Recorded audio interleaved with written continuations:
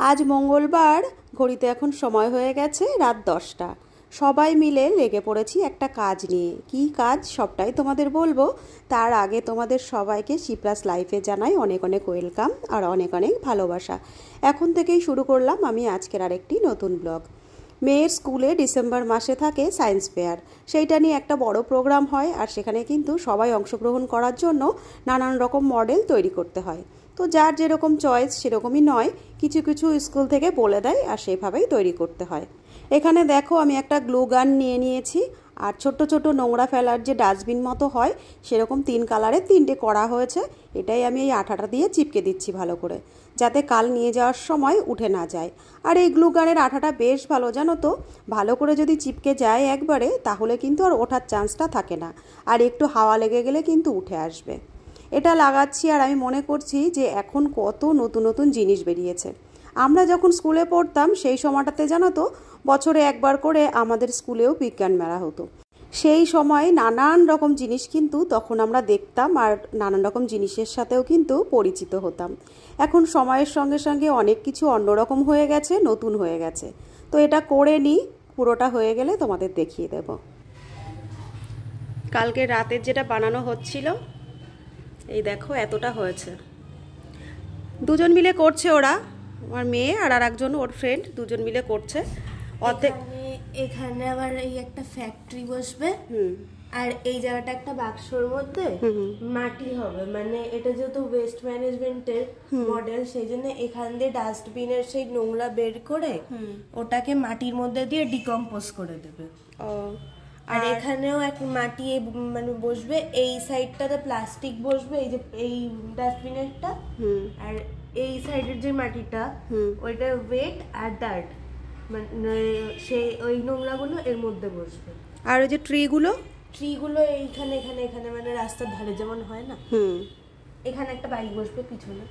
আচ্ছা, তো এইটা এখনো কমপ্লিট হয়নি, দুজন দায়িত্ব নিয়েছে। আমার মেয়ের দায়িত্ব যেটুকু ছিল এইটুকু কমপ্লিট করা হয়েছে।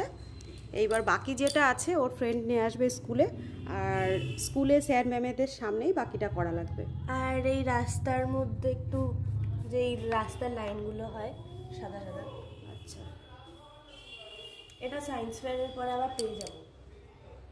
তো ডিসেম্বরে সায়েন্স ফেয়ার হয় স্কুলে, তো সেই কারণেই এটা করা হয়েছে, তোমাদের দেখিয়ে দিলাম। আর এটা একটা বিল্ডিং, এখানে আর একটা দেওয়া যেতে পারতো, দুটো বিল্ডিং হলেও মন্দ হতো না, কিন্তু একটা বেশ ভালো লাগছে দেখতে। স্কুলেরও টাইম হয়ে গেছে, এই যে রেডি হবে, স্কুলে যাবে। যাও রেডি হও। প্রতিটা দিন ছোটজনকে খাইয়ে দেওয়া লাগে, সকালের দিকটায় তাড়া থাকে সেই জন্য। আজ দেখো বড়টাও আমাকে কিন্তু ছাড়েনি, রোজ বুনুকে খাইয়ে দাও, আজ কিন্তু আমাকেও খাইয়ে দিতে হবে এ কথা বলে দেখো চলে এসেছে।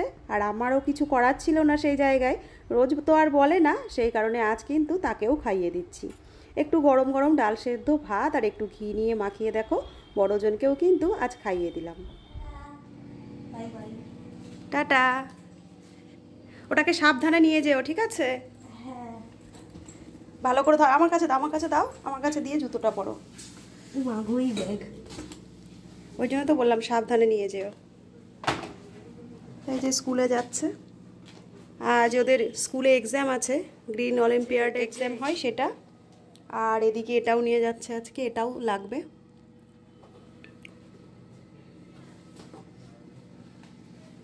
ব্যাগটা ভালো করে নিয়ে নাও,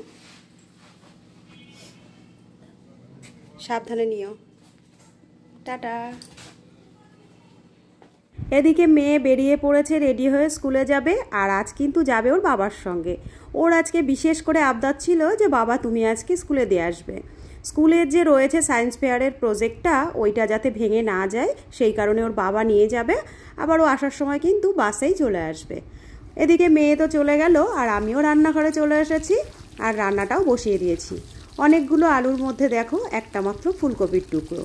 গতকাল আমি ফুলকপি রান্না করেছিলাম, এই এক টুকরো বেঁচে ছিল, এটুকু আর দেওয়া হয়েছিল না তরকারিতে। আর সবজির যা দাম, কেন নষ্ট করব বলো, সেই কারণে এই যে পটলটা ভেজে রেখে দিয়েছি, এই আলু পটলের তরকারির মধ্যে ফুলকপিটা দিয়ে দিলাম। আর এখানে রয়েছে দেখো কুঁদরি ভাজা।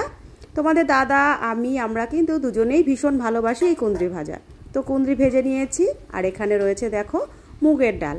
আর সবশেষে তোমাদের আর একটা জিনিস দেখিয়ে দিই, আর সেটা হলো এই দেখো। এটা তোমরা অনেকেই হয়তো বুঝতে পারছো না, কি তোমাদের আর বেশি না দেখিয়ে বলে দিই এটা কি। এটা হলো পটলের খোসা ভাজা। আমরা বাঙালি, আমরা কিন্তু সব কিছু খেতে জানি। পটলের খোসা একটু মুচমুচি করে ভেজে নিলে কিন্তু গরম ভাতে অসাধারণ লাগে। সে যাই হোক, পটলের খোসার গল্প তো অনেক করলাম, এবার আসি এই কড়াইটাতে। এই কড়াইটা দেখে তোমরা কিন্তু অনেকেই ভাবতে পারো যে কড়াইটা এমন কেন। আসলে আমার ছোটো মেয়ে যখন কোলে ছিল, বড় মেয়ে ছিল তখন একদমই ছোট। একা ঘর, একা সংসার, সমস্তটা একা হাতে সামলানোর পরে এই বাসন কোসনের দিকটায় আমি এতটা ধ্যান দিতে পারতাম না। আর এই ছোট্ট কড়াইটা কেনা হয়েছিল ওই সময় মেয়ের জন্য একটু জ্যান্ত মাছের ঝোল করতাম, সেই জন্য। আস্তে আস্তে কিন্তু এটাও পরিষ্কার হয়ে যাবে। ওদিকে রান্না করতে করতে একটু টেবিলের কাছে চলে এলাম, আর তোমাদের দেখিয়ে দিই। আজ সকালবেলায় টিফিনে আমি খেয়েছিলাম ছাতুর শরবত, আর তোমাদের দাদার জন্যও করে রেখে দিয়েছিলাম। তার আর সময়ও হয়নি, আর সে এসে কিন্তু খায়নি। রান্নাঘরের সমস্ত কাজ কমপ্লিট হয়ে গেছে, রান্না বান্না সেরে চলে এসেছি ঘরে ঘর মুছতে। আর ঘর মুছতে এসেই একটা কথা মনে পড়ে গেল। গতকালই ফোনে দেখছিলাম যে পশ্চিম দিকে আয়না কোনো কিছু রাখতে নেই, ড্রেসিং টেবিল বলো বা শোকেসের কোনো আয়না বলো রাখতে নেই। আমার আগের থেকে এটা জানা ছিল না, তোমাদের যদি কারো জানা থাকে অবশ্যই কিন্তু আমাকে একবার বলো। এখানে রয়েছে, আমি ঘরটা মুছছি আর বারবার তাকিয়ে ভাবছি যে সরিয়ে দেবো কিনা। তো রান্নাবান্না সারার পরে সমস্ত কাজ সারছি, ঘর মুছছি, আর এখন বাজে কিন্তু প্রায় 1টার ওপরে। তোমাদের দাদা এখন এসেছে, আর এখন এসে আমার কাছে খাবার চাচ্ছে। আর এই সময় তো প্রায় দুপুরের খাওয়ার টাইমটা হয়ে গেছে। এই সময় তাকে আমি কি খেতে দিই? তারপর সে কী করলো জানো তো? ওই যে টেবিলের উপরে রাখা ছিল যে ছাতুর শরবতটা, সেটা নিয়েই খেতে বসে গেছে। আর এখন ছাতুর শরবত খাচ্ছে, তার তো আর খিদেও লাগবে না। ছাতুর শরবতে কিন্তু অনেকটা সময় পেটটা ভরা থাকে। আর আমিও চিন্তায় পড়ে গেছি, স্নানের পরে আজও কি আমায় একা একা খেতে হবে দুপুরের খাবারটা? তো এদিকে দেখো, গল্প করতে করতে তার তো ছাতুর শরবত খাওয়া কমপ্লিট, আর এদিকে আমি কাজকর্ম সেরে স্নান করে চলে এসেছি ঘরে। সমস্ত কাজকর্ম সেরে স্নান করে ঘরে আসতে আমার সময় হয়ে গেল বেলা 2:30। রোজ এতটা দেরি হয় না, কিন্তু 1:30 2টো তো প্রত্যেক দিনই বেজে যায়।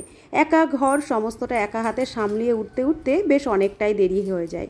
আর যেহেতু এখন বেলাটা ছোট হচ্ছে, শীতের বেলা পড়ে গেছে, সেহেতু কাজকর্মে হাতও দিতে একটু দেরি হয়, আর এদিকে সেরে উঠতেও কিন্তু অনেকটা দেরি হয়ে যায়। এখন জানো তো, যত দিন যাচ্ছে সময়ের সঙ্গে সঙ্গে কিন্তু অনেক পরিস্থিতির সম্মুখীন হচ্ছি, আর অনেক কিছু বুঝতে শিখেছি। মায়েরা কতটা কষ্ট করে সংসারের পেছনে আর সন্তানের পেছনে।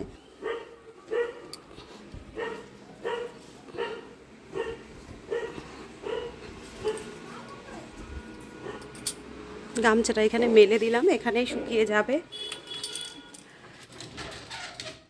এই সময়টাই ঘরে একাই থাকি, খুব একা একাও লাগে, ভালোও লাগে না।